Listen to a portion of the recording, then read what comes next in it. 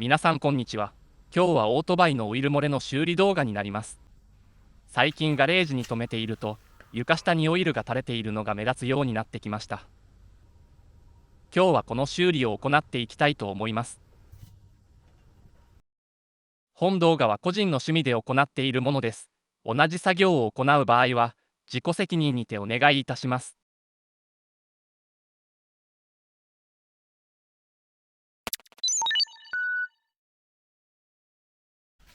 作業準備に入ります。まずは垂れているオイルをよく拭き取っておきます。床面を防水塗装しておいてよかったと感じる場面、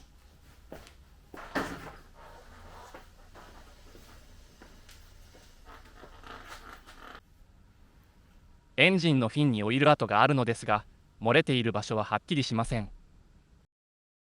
この車種によくあるオイル漏れの症状としては、この境目あたりから漏れることが多いそうです。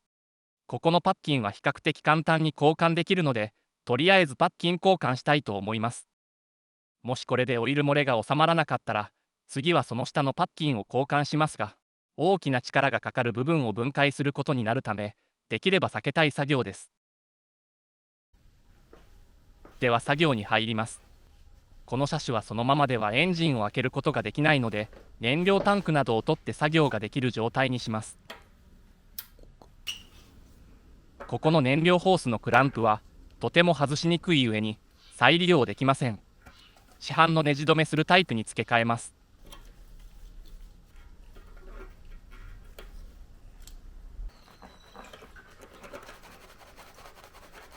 燃料ホースが外れました。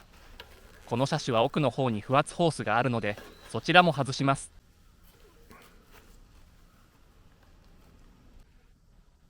右側にオーバーフロー用のドレンホースがあるので、こちらも外します。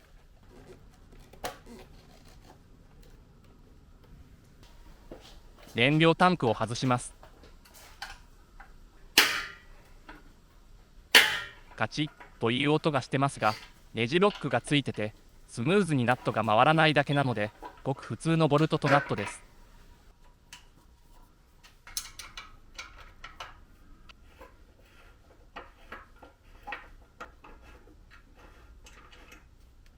これで燃料タンクが外れます。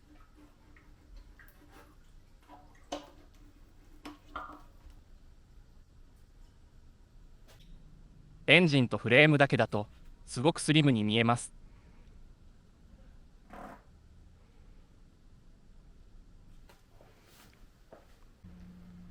次はロッカーカバーを外すスペースを作るため、エンジンの上回りの配線を少し避けます。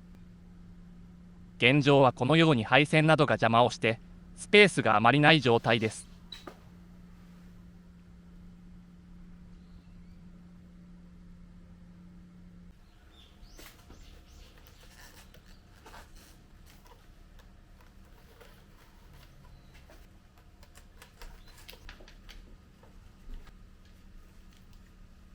この後、結局エアクリーナーも外しました。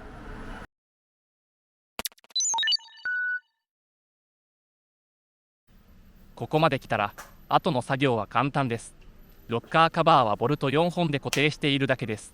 強いて言えば、使う工具によってはボルトを回すのに時間がかかるだけです。ちなみに私は車両購入時に付属していた工具を使いましたので、かなり時間がかかっています。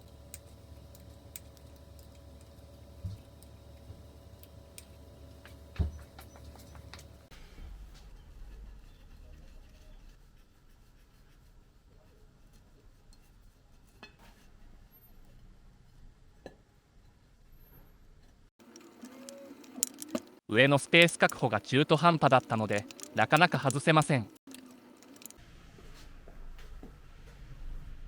エアクリーナーボックスを外し、やっとロッカーカバーを外すことができました。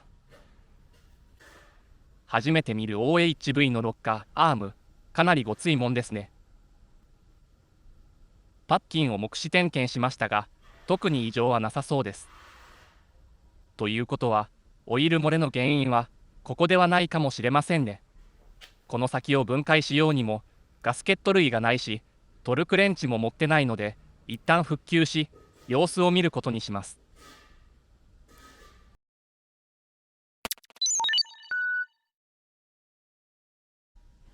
この黒い部品はブリーザーバルブという名称のようですが、これを外さないとパッキンが外せないようです。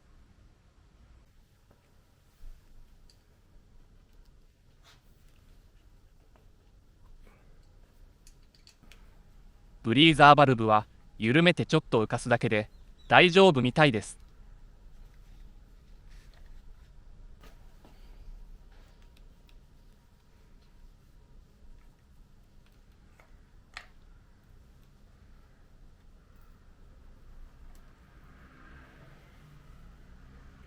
外れました。内側のパッキンもあるので外します。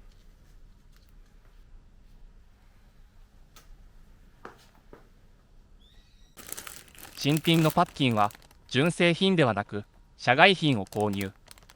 最近は楽天市場などのネットショップで購入できるので、サンデーメカニックにはありがたいです。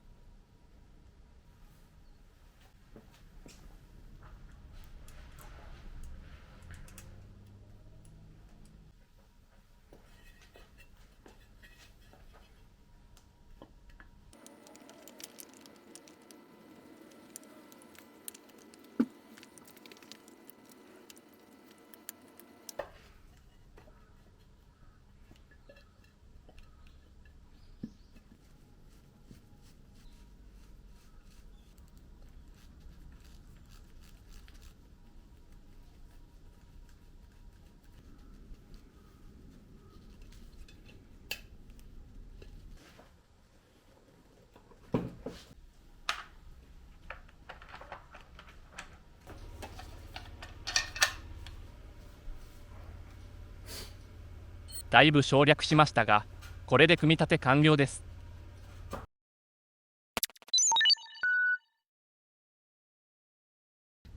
試運転して正常に動くか確認します。